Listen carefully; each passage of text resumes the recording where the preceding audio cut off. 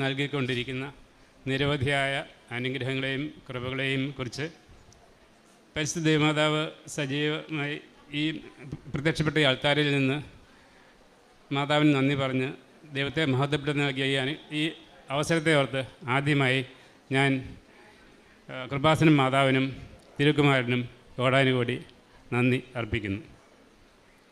എൻ്റെ പേര് James Jacob. ഞങ്ങൾ മൈസൂരിൽ നിന്ന് വരുന്നു. എൻ്റെ ഭാര്യ മിനി. അടുത്ത് നിൽക്കുന്നത് എൻ്റെ മൂത്ത മകൾ ടീന. എനിക്ക് ഈ മകളെ കൂടാതെ ഈ മകൾക്കൊരു ട്വിൻ ബ്രദറുണ്ട്. അവൻ ന്യൂയോർക്കിൽ പഠിക്കുന്നു. ഈ മകൾക്ക് ഒരു എൽഡർ ബ്രദറുണ്ട്. അവൻ സാൻ ഫ്രാൻസിസ്കോയിൽ ജോലി ചെയ്യുന്നു. ഒരു യങ്ങർ സിസ്റ്ററുണ്ട്. അവൾ കമ്പ്യൂട്ടർ സയൻസ് സോഫ്റ്റ്വെയർ എഞ്ചിനീയറായിട്ട് ബാംഗ്ലൂരിൽ ജോലി ചെയ്യുന്നു. ഞങ്ങൾ മാണ്ഡ്യ രൂപതയിലെ ഇൻഫൻറ്റ് ജീസസ് കത്തീഡ്രൽ ദേവാലയത്തിലെ അംഗങ്ങളാണ്. 2020 ഞാൻ കേന്ദ്ര ഗവൺമെൻറ് സ്ഥാപനമായ ബാബ ആറ്റമിക് റിസർച്ച് സെൻറ്ററിൽ നിന്നും ഔട്ട്സ്റ്റാൻഡിംഗ് സയൻറ്റിസ്റ്റ് എന്ന ഗ്രേഡിൽ റിട്ടയർ ചെയ്തു. എൻ്റെ ഭാര്യയും കേന്ദ്ര ഗവൺമെൻറ്റിൽ സോഫ്റ്റ്വെയർ എഞ്ചിനീയറായിട്ട് ജോലി ചെയ്യുകയായിരുന്നു. റിട്ടയർ ചെയ്തപ്പോൾ ഈ കൂടെ നിൽക്കുന്ന മകൾ സെയിൻറ്റ് ജോൺസ് മെഡിക്കൽ കോളേജിൽ നിന്നും MBBS പാസ്സായി ബാംഗ്ലൂരിൽ തന്നെ ഉള്ള കിദ്വായ് മെമ്മോറിയൽ ഇൻസ്റ്റിറ്റ്യൂട്ട് ഓഫ് ഓൺകോളജിയിൽ നിന്ന് MD ബിരുദവും കഴിഞ്ഞ് 1 വർഷത്തെ സീനിയർ റെസിഡൻസി പോസ്റ്റിംഗ് കംപ്ലീറ്റ് ചെയ്ത് ഹയർ സ്റ്റഡി ഇനിയും 4 വർഷത്തെ ഹയർ സ്റ്റഡിക്കായിട്ട് അമേരിക്കയിലേക്ക് പോകാൻ ഒരുങ്ങിക്കൊണ്ടിരിക്കുകയാണ്.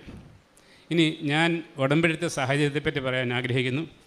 ഞാൻ ആദ്യമായിട്ട് ഉടമ്പടി എടുത്തത് 2024 ഫെബ്രുവരി 21 ഞാൻ പറഞ്ഞതുപോലെ തന്നെ ദൈവകൃപയാൽ എൻ്റെ 4 മക്കളും ഉന്നത വിദ്യാഭ്യാസം ലഭിക്കാനുള്ള ഇന്ത്യയിലും വിദേശങ്ങളിലും ലഭിക്കാനുള്ള അവസരം ലഭിച്ചു. നല്ല രീതിയിൽ പഠിക്കുന്നു, നല്ല ജോലികളുണ്ട്. പക്ഷേ ഞങ്ങളുടെ മാതാപിതാക്കൾ എന്നുള്ള രീതിയിൽ ഞങ്ങളുടെ വിഷമമായിരുന്നു 4 മക്കളും ഇതുവരെ ജീവിതത്തിൽ സെറ്റിലായിട്ടില്ല, അതായത് വിവാഹിതരായിട്ടില്ല എന്നുള്ളത്. ഈ നിയോഗം വെച്ചുകൊണ്ടാണ് ഞാൻ ആദ്യമായിട്ട് 1 വർഷം മുമ്പ് ഇവിടെ വന്ന് ഉടമ്പടി എടുത്തത് ഫെബ്രുവരി 21. അതിനുശേഷം ഞാനും ഭാര്യയും എൻ്റെ കൂട്ടത്തിൽ ഇടയ്ക്ക് ഇവിടെ വന്നു ഏപ്രിൽ 1. കാരണം ഭാര്യയ്ക്കുള്ളൊരു സംശയമായിരുന്നു സ്വയം ഉടമ്പടി എടുത്ത് ഉടമ്പടിയിൽ പൂർണ്ണമായിട്ട് ആത്മാർത്ഥമായിട്ട് ജീവിക്കണമെന്നുള്ള ആ ഉദ്ദേശം മുൻനിർത്തി ഞങ്ങൾ 2 പേരും ഇവിടെ വന്നു. അപ്പോഴാണ് അറിയുന്നത് ഭർത്താവിൻ്റെ ഉടമ്പടി ഭാര്യയ്ക്കും സാധുവാണ്, ഭാര്യയ്ക്ക് അതുകൊണ്ട് ഉടമ്പടി എടുക്കാനുള്ള അനുവാദമില്ല എന്നുള്ളത്. ഈ സാഹചര്യത്തിൽ വിഷമത്തോടെ ഞങ്ങൾ തിരിച്ചുപോയി. പക്ഷേ എൻ്റെ ആദ്യത്തെ ഉടമ്പടി പുതുക്കലിനായിട്ട് 2024 ജൂൺ 14 ഞാനിവിടെ വന്നപ്പോൾ ഭാര്യയും കൂട്ടത്തിലുണ്ടായിരുന്നു. ബഹുമാനപ്പെട്ട ജോസഫ് അച്ഛൻ്റെ കൈവെപ്പ് പ്രാർത്ഥന സ്വീകരിക്കാൻ എൻ്റെ ഭാര്യയ്ക്ക് അവസരം ലഭിച്ചു. അപ്പോൾ അച്ഛൻ പറഞ്ഞു, മാതാവ് കേസ് ഫയൽ ഏറ്റെടുത്തിട്ടുണ്ട്, എല്ലാം ശരിയാവും. യഥാർത്ഥത്തിൽ അത് ബഹുമാനപ്പെട്ട ജോസഫിനോട് ദൈവം സംസാരിക്കുകയായിരുന്നു. അതൊരു പ്രവചന വചനമായിരുന്നുവെന്ന് ഞങ്ങളുടെ ജീവിതം, തുടർന്നുള്ള ജീവിതം, ഉടമ്പടി ജീവിതം പൂർണ്ണമായി സാക്ഷ്യപ്പെടുത്തി. കാരണം ഞാൻ പറഞ്ഞിരുന്നല്ലോ, മകൾക്ക് MD പഠിച്ചുകൊണ്ടിരുന്ന സമയത്ത് തന്നെ US പോയി വീണ്ടും ഹയർ സ്റ്റഡി പെർസ്യൂ ചെയ്ത് അവിടെ സെറ്റിൽ ചെയ്യണമെന്നുള്ള ആഗ്രഹമായിരുന്നു. അതിനനുസരിച്ച് തന്നെ ഉള്ള പ്രിപ്പറേഷൻസ് നടന്നുകൊണ്ടിരിക്കുകയായിരുന്നു. നിങ്ങൾക്ക് എല്ലാവർക്കും അറിയാവുന്നതുപോലെ US പോയി റെസിഡൻസി പ്രോഗ്രാമിന് ജോയിൻ ചെയ്യാനായിട്ട് ഒരു നീണ്ട വഴിയാണ്. അവിടെ ഒരു USMLE step 1, US medical licensing examination step 1, then step 2, then OET medicine, ഡോക്ടേഴ്സിനുള്ള OET എക്സാം. ഇതെല്ലാം പാസ്സായി കഴിഞ്ഞാൽ മാത്രമേ ഈ റെസിഡൻസി പ്രോഗ്രാമിന് അപ്ലൈ ചെയ്യാനുള്ള എലിജിബിലിറ്റി ആവുകയുള്ളൂ. അത് മാത്രം പോരാ, ഈ അപ്ലൈ ചെയ്യുന്ന സമയത്ത് USA ചുരുങ്ങിയത് 3 ഡോക്ടേഴ്സിൻ്റെയെങ്കിലും കീഴിൽ ഓരോ മാസമെങ്കിലും ജോലി ചെയ്ത ഒരു എക്സ്പീരിയൻസ് സർട്ടിഫിക്കറ്റും ആ ഡോക്ടേഴ്സിൽ നിന്നുള്ള ഡയറക്റ്റ് റെക്കമെൻഡേഷൻ ലെറ്ററും ഈ ആപ്ലിക്കേഷന് വേണ്ടി പർപ്പസായിട്ട് അപ്ലോഡ് ചെയ്താൽ മാത്രമേ ഈ ആപ്ലിക്കേഷൻ പ്രോസസ്സ് കംപ്ലീറ്റ് ആവുകയുള്ളൂ. ഈ അവസരത്തിൽ ഉടമ്പടി എടുത്തതിന് ശേഷം കാര്യങ്ങൾ വളരെ ദ്രുതഗതിയിൽ മുമ്പോട്ട് പോയി. ഞാൻ ഉറച്ചു വിശ്വസിക്കുന്നു, സമയത്തിൻ്റെ മേൽ അധികാരമുള്ള കൃപാസനം മാതാവ് ഈ വിഷയത്തിൽ അച്ഛൻ പറഞ്ഞതുപോലെ തന്നെ ഇടപെട്ടു. ജൂൺ 14 ഞാൻ ഉടമ്പടി പുതുക്കി. ജൂൺ 21 എൻ്റെ മകൾ ഒബ്സർവർഷിപ്പ് അല്ലെങ്കിൽ ഷാഡോയിങ് ചെയ്യുന്നതിന് വേണ്ടി അമേരിക്കയിലേക്ക് യാത്ര പുറപ്പെട്ടു. ജൂൺ 25. അതിന് 4 ദിവസം മുൻപാണ് USMLE സ്റ്റെപ്പ് 2 പരീക്ഷ ബാംഗ്ലൂരിൽ നിന്ന് എഴുതിയത്. അതിൻ്റെ റിസൾട്ട് അപ്പോഴും വന്നിട്ടില്ലായിരുന്നു. 10 ദിവസം കഴിഞ്ഞ് റിസൾട്ട് വരികയുള്ളൂ. പക്ഷേ ഞാൻ പറഞ്ഞിരുന്നല്ലോ, അവിടെ ഒബ്സർവേഷൻ ചെയ്യുക എന്നുള്ളത് ഒരു ഹെർക്കൂലിയൻ ടാസ്ക്കാണ്. അതിനുള്ള ഓപ്പർച്യൂണിറ്റി കിട്ടുക എന്നുള്ളത്. അതിനുവേണ്ടി 2 വർഷമായിട്ട് ഞങ്ങൾ ശ്രമിച്ചിരുന്നു പല പല ചാനലിൽ കൂടി. പക്ഷേ നിർഭാഗ്യമെന്ന് പറയട്ടെ, ഞങ്ങൾക്ക് അതിനുള്ള അവസരം ലഭിച്ചില്ല. അവസാനം എൻ്റെ ഒരു ഉത്തമ സുഹൃത്തിൻ്റെ ഭാര്യയുടെ ഒരു ഫസ്റ്റ് കസിൻ USA കാർഡിയോളജിസ്റ്റായിട്ട് ഒരു നല്ല ഹോസ്പിറ്റലിൽ ജോലി ചെയ്തിരുന്നു. അദ്ദേഹത്തിൻ്റെ ഇടപെടൽ വഴിക്ക് ഞങ്ങൾ വിശ്വസിക്കുന്നു കൃപാസൻ പ്രസാദപുര മാതാവ് അദ്ദേഹത്തെ ഒരു ദൂതനായിട്ട് ഞങ്ങളുടെ ജീവിതത്തിൽ അയക്കുകയായിരുന്നു. മകൾക്ക് 2 ഹോസ്പിറ്റലുകളിൽ ഒബ്സർവേഷൻ ചെയ്യാനുള്ള അവസരം ലഭിച്ചു. അങ്ങനെ ജൂൺ 25 മുതൽ നവംബർ 25 വരെ 5 മാസം മകൾ USA 2 മാസത്തെ ജോലി ചെയ്യാനാണ് പോയത്. 5 മാസം അവിടെ നിൽക്കാനുള്ള കൃപ അനുഗ്രഹം ദൈവം വർഷിച്ചു. ഈ 2 മാസത്തെ ഒബ്സർവേഷന് ശേഷം വീണ്ടും ഒരു വലിയ യൂണിവേഴ്സിറ്റിയിലും ഒരു ഹോസ്പിറ്റലിലും ഈ സെയിം പ്രോഗ്രാം കണ്ടിന്യൂ ചെയ്യാനുള്ള അവസരം മാതാവ് തന്നു. കൂടാതെ ജൂൺ 25 മുതൽ സെപ്റ്റംബർ 25 വരെ വളരെ ക്രൂഷ്യലായിട്ടുള്ള 3 മാസങ്ങളായിരുന്നു എൻ്റെ മകളുടെ ജീവിതത്തിൽ. എന്താണെന്ന് വെച്ച് കഴിഞ്ഞാൽ September 25 last date for uploading all the documents, large number documents and certificates upload ചെയ്യേണ്ടിയിരുന്ന അതെല്ലാം മകൾ പഠിച്ചിരുന്ന മെഡിക്കൽ കോളേജുകളിൽ നിന്നും രാജീവ് ഗാന്ധി യൂണിവേഴ്സിറ്റി ഹെൽത്ത് സയൻസിൽ നിന്നും ഒബ്റ്റെയിൻ ചെയ്ത് അയക്കേണ്ട സർട്ടിഫിക്കറ്റുകളായിരുന്നു. ഞാൻ പറഞ്ഞതുപോലെ മാതാവിൻ്റെ പ്രത്യേക കൃപ കൊണ്ട് മാത്രം ഈ സർട്ടിഫിക്കറ്റ് ഡോക്യുമെൻറ്റ്സും എല്ലാം സമയത്തിനുള്ളിൽ കിട്ടാനുള്ള കൃപ ഞങ്ങൾക്ക് ലഭിച്ചു, അനുഗ്രഹം ലഭിച്ചു.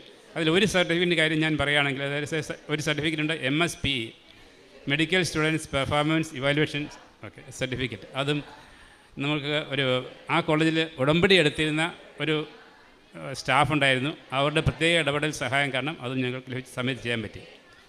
അങ്ങനെ നവംബർ 25 മകൾ തിരിച്ചു വന്നു US നിന്ന്. ആപ്ലിക്കേഷൻ പ്രോസസ്സ് കംപ്ലീറ്റ് ചെയ്തു.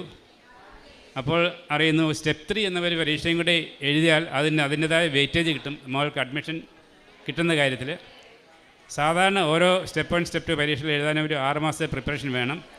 ഇപ്പോൾ മകൾക്ക് അവൈലബിൾ ആയിട്ടുള്ളത് വെറും 1.5 മാസമാണ്. ഞങ്ങൾ പറഞ്ഞു, മോൾ ധൈര്യമായിട്ട് പോയിക്കൊള്ളുക. പോയി അവിടെ സ്റ്റെപ്പ് 3 പരീക്ഷയും എഴുതി. വളരെ പ്രയാസമായിരുന്നു. മാതാവിൻ്റെ പ്രത്യേക ഇടപെടൽ രീതിയിൽ നല്ല രീതിയിൽ പാസ്സാകാനും പറ്റി.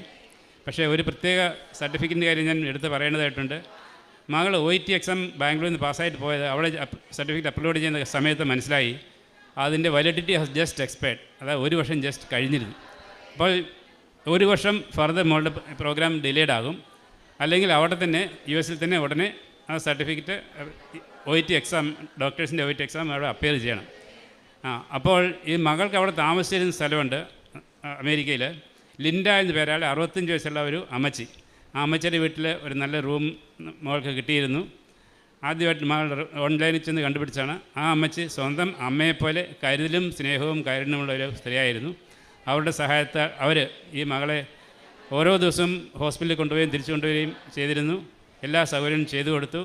അങ്ങനെ ആ ഏറ്റവും പ്രയാസമായിരുന്ന OET എക്സാമും മാതാവിൻ്റെ അന്ന് വളരെ ടെക്നിക്കൽ പ്രോബ്ലംസ് മകൾ ഫേസ് ചെയ്തു. അങ്ങനെ മാതാവിൻ്റെ പ്രത്യേക ഇടപെടൽ കൊണ്ട് ആ എക്സാം പാസ്സായി. ബാംഗ്ലൂരിൽ എഴുതിയതിനേക്കാൾ മെച്ചമായ രീതിയിൽ ഉള്ള റിസൾട്ട് കൊടുത്ത് അനുഗ്രഹിച്ചു. നവംബർ 25 മകൾ തിരിച്ചു വരുന്നു. വീണ്ടും ഞാൻ പറഞ്ഞല്ലോ സ്റ്റെപ്പ് 3 പരീക്ഷ എഴുതാൻ. ജനുവരി 15 വീണ്ടും അമേരിക്കയിൽ പോകേണ്ടി വന്നു 2 ആഴ്ചത്തേക്ക്. അവിടെ ജനുവരി 25 28 സ്റ്റെപ്പ് 3 പരീക്ഷ 2 ദിവസങ്ങളായിട്ട് ഓൺലൈനിൽ കംപ്ലീറ്റ് ചെയ്തു. തിരിച്ച് വന്നു കഴിഞ്ഞ് ഈ മാർച്ച് 17 മകൾ റെസിഡൻസി പ്രോഗ്രാമിൽ സെലക്റ്റഡായി എന്നുള്ള നല്ല ന്യൂസ് കിട്ടി. 21 സ്റ്റേറ്റ് യൂണിവേഴ്സിറ്റി ഓഫ് ന്യൂയോർക്കിൽ മകൾക്ക് അടുത്ത 4 വർഷത്തെ പഠനം ജൂലൈ 1 ആരംഭിക്കുന്ന പഠനത്തിന് അഡ്മിഷൻ കിട്ടിയെന്ന വാർത്തയും വന്നു. പൂർണ്ണമായിട്ടും ഞങ്ങൾ വിശ്വസിക്കുന്നു മാതാവിൻ്റെ not by merit but by grace എന്ന ഉടമ്പടിയുടെ ഫോർമുല അനുസരിച്ചാണ് ഈ മകൾക്ക് ഈ അഡ്മിഷൻ കിട്ടിയതെന്ന്. ഇത് മാത്രമല്ല, ഞങ്ങൾ പറഞ്ഞിരുന്നല്ലോ ആദ്യം മക്കളാരും ജീവിതത്തിൽ സെറ്റിൽ ചെയ്തിരുന്നില്ല എന്ന്. അപ്പോൾ അതിനു വേണ്ടിയിട്ട് ഞങ്ങൾ പ്രാർത്ഥിച്ചിരുന്നു. കഴിഞ്ഞ ഓഗസ്റ്റ് മാസം മകൾ US സമയത്ത് ഒരു വിവാഹ ആലോചനകൾ വരികയും കഴിഞ്ഞ 5 വർഷമായിട്ട് പല ആലോചനകൾ വന്നു. പക്ഷേ ഒന്നും വിവാഹത്തിൽ അവസാനിച്ചില്ല. ആ ആലോചന ഈ കഴിഞ്ഞ ഫെബ്രുവരി 22 വിവാഹത്തിൽ എൻഗേജ്മെൻറ്റിൽ അവസാനിക്കുകയും മെയ് 10 മകൾ വിവാഹത്തിലാകാൻ പോവുകയാണ്. ഞങ്ങളുടെ കെട്ടാൻ പോകുന്ന മകനിപ്പോൾ ടെക്സാസ് സ്റ്റേറ്റിൽ ജോലി ചെയ്യുന്നു. മകളുടെ ജോലി സ്ഥലം 6 മണിക്കൂർ വളരെ ദൂരെയുള്ള ന്യൂയോർക്ക് സിറ്റിയിലാണ്. ആ മകനും മാതാവിൻ്റെ കൃപയാൽ അങ്ങോട്ട് ട്രാൻസ്ഫർ എടുക്കാവുന്ന ആ മകൻ്റെ ഓർഗനൈസേഷൻ സമ്മതിച്ചിട്ടുണ്ട്. അങ്ങനെ എല്ലാം ശുഭമാക്കുന്ന ദൈവം എൻ്റെ കുടുംബത്തിൻ്റെ മേൽ, എൻ്റെ മക്കളുടെ മേൽ, ഭാര്യയുടെ മേൽ, ഞങ്ങൾ ഓരോരുത്തരുടെ മേൽ എല്ലാം ശുഭമാക്കി എന്ന് ഞാൻ പ്രത്യേകം പറയും. കാരണം കഴിഞ്ഞ ചൊവ്വാഴ്ചയിലെ ഉടമ്പടി ധ്യാനത്തിൽ ജോസഫച്ചൻ, ബഹുമാനപ്പെട്ട ജോസഫ് എപ്പോഴും പറയുന്നുണ്ട്, light waiting, time shortening, even time lagging. എൻ്റെ മകളുടെ വിവാഹം ഈ 5 വർഷം നീട്ടിവെച്ചത് ഈ ശരിയായ സ്യൂട്ടബിളായിട്ടുള്ള മകനെ ഞങ്ങൾക്ക് തരാൻ വേണ്ടിയായിരുന്നു. ഇപ്പോൾ ഞങ്ങൾ റിയലൈസ് ചെയ്യുന്നു. അതിനും ദൈവത്തിനും മഹത്വം കൊടുക്കുന്നു. പിന്നെ മകൾ ഉടമ്പടി വസ്തുക്കൾ ഉപയോഗിച്ച കാര്യമാണെങ്കിൽ എനിക്ക് കഴിഞ്ഞ മെയ് അവസാനം മുതൽ സെപ്റ്റംബർ വരെ 4 മാസം തുടർച്ചയായ ചെസ്റ്റ് കൺജഷനും ചുമയുമായിരുന്നു. അത് ഉടമ്പടി വസ്തുക്കൾ ഉപയോഗിച്ചതിന് മാത്രമായിട്ട്, ഉടമ്പടി തൈലവും ഉപ്പും ഉപയോഗിച്ചതിന് മാത്രമായിട്ട് കംപ്ലീറ്റ് ഭേദമായി ഇപ്പം ഞാൻ പൂർണ്ണ ആരോഗ്യത്തോടെ ഇരിക്കുന്നു. അതുപോലെ എൻ്റെ ഭാര്യയ്ക്ക് എക്സിമ മൂലമുള്ള സ്കിൻ ബ്ലാക്കനിങ്ങും സ്കിൻ ഇച്ചിങ്ങും ഊസിങ് പ്രോബ്ലം എല്ലാം ഉണ്ടായിരുന്നു. അതും ഓൾമോസ്റ്റ് 100% ക്യൂർ ലഭിച്ചു. ഇതെല്ലാം ഞങ്ങൾ ദൈവത്തെ മഹത്വപ്പെടുത്തുന്നു.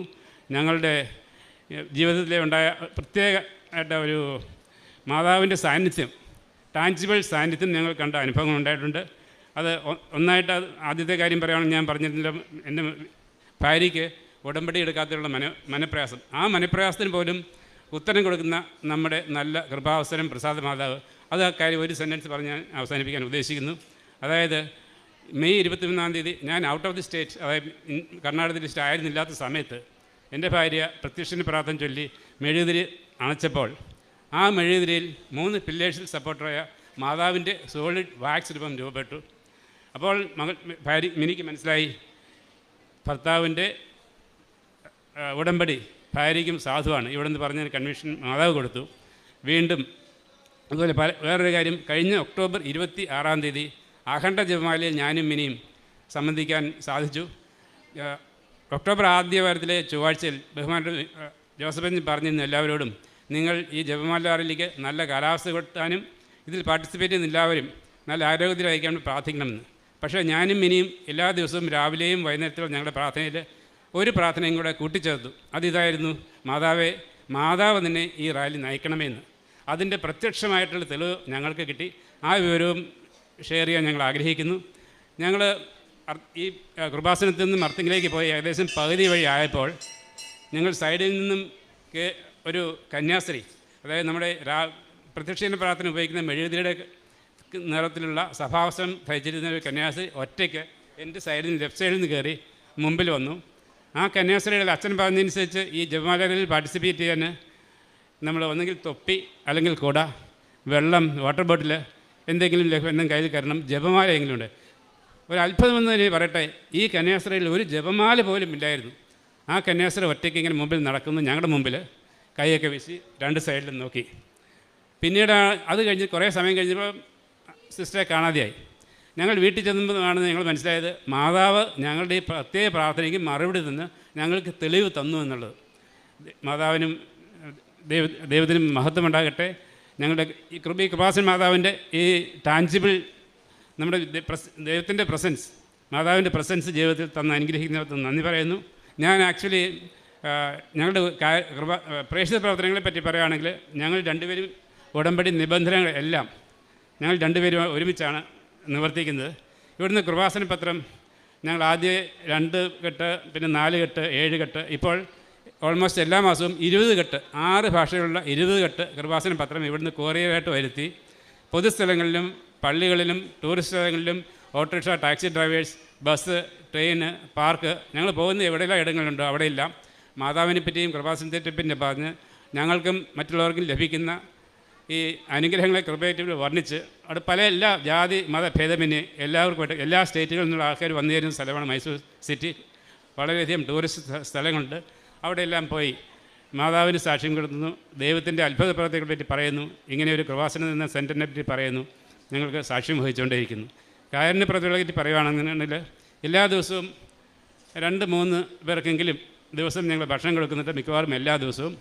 പിന്നെ മെഡിക്കൽ ഫെസിലിറ്റീസ് അവൈൽ ചെയ്യാൻ പറ്റാത്ത പാവപ്പെട്ട രോഗികൾ, റേഷൻ വാങ്ങിക്കാൻ പറ്റാത്ത പാവപ്പെട്ട മനുഷ്യർ, ആക്സിഡൻ്റ് വിക്ടിംസ് ആയിട്ടുള്ള മനുഷ്യർ, ചികിത്സിക്കാൻ ഉള്ള സാമ്പത്തിക ശേഷിയില്ലാത്തവർ, ഇങ്ങനെ പല പല രീതികളിൽ ക്ലേശിക്കുന്നതിന് കഷ്ടപ്പെടുന്നവർക്ക് ആര് തന്നെയാണെങ്കിലും അവർക്ക് സഹായം എത്തിച്ചു കൊടുക്കുന്നുണ്ട്.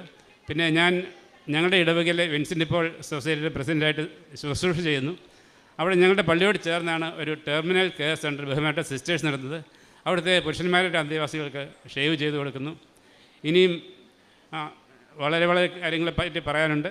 പക്ഷേ സമയത്തിൻ്റെ അഭാവം മൂലം ദൈവത്തിനും പരിശുദ്ധ കൃപാസന മാതാവിനും നന്ദി അർപ്പിച്ചുകൊണ്ട് എൻ്റെ വാക്കുകൾ ഞാൻ അവസാനിക്കുകയാണ്. ഇതോടൊപ്പം തന്നെ ഇതിൻ്റെ മാതാവിൻ്റെ ഈ കൃപാസന മാതാവിൻ്റെ ഉടമ്പടി വഴി ബെനിഫിഷ്യറി ആയ മെയിനായിട്ട് എൻ്റെ മകളുടെ കയ്യിലേക്ക് ഞാൻ മൈക്ക് കൈമാറുന്നു. മകളും ചുരുങ്ങിയ തോതിൽ പറയുന്നതായിരിക്കും.